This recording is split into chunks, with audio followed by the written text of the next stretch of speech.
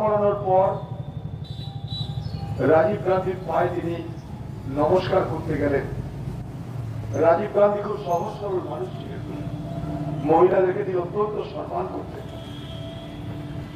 সেই মহিলা যখন তাকে মালা পড়তে গেল, তিনি সম্মত হয়ে তাকে মালা করতে অনুমতি দিলেন এবং তারপর যখন প্রণাম করতে গেলেন তখনও তিনি কোনো দ্বিধা করেন। কিন্তু সেই প্রণাম করার মধ্যে ঢুকিয়েছিল মৃত্যু ফাঁদ। তার কোমরে লাগানো ছিল বিস্ফোরক পদার্থ। প্রণাম করবার আশায় সেই বিস্ফোরক পদার্থের যাতে বিস্ফোরণ হয় তার জন্য তার যে বেল্ট ছিল সেই বেল্টের সুইচটা তিনি অন করলেন, আর এক ভয়ঙ্কর বিস্ফোরণ।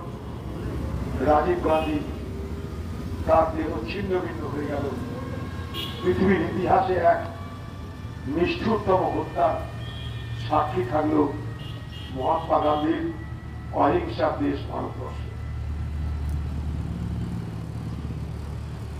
রাজীব গান্ধী বলতেন, মহিলারা হচ্ছে সমাজের দিকে।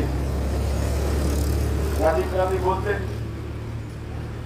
যে মহিলারা আছে বলে সমাজকে ঐক্যবদ্ধ রাখা সম্ভব।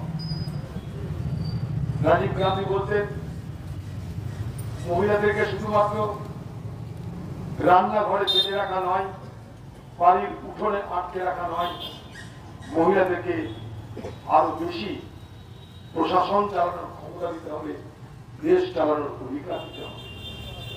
সেই লক্ষ্য নিয়ে যে গ্রাম পঞ্চায়েত অর্থাৎ পঞ্চায়েতি রাজ এবং নগরপালিকা, যাকে আমরা মিউনিসিপ্যালিটি বলি, সেই পঞ্চায়েতি রাজ এবং নগরপালিকা যে আইন হয়েছিল সেখানে প্রথমে মহিলাদের জন্য 30% আসন সংরক্ষিত হয়েছিল। সেটা এখন বেড়ে 50% হয়েছে বিভিন্ন রাজ্যে।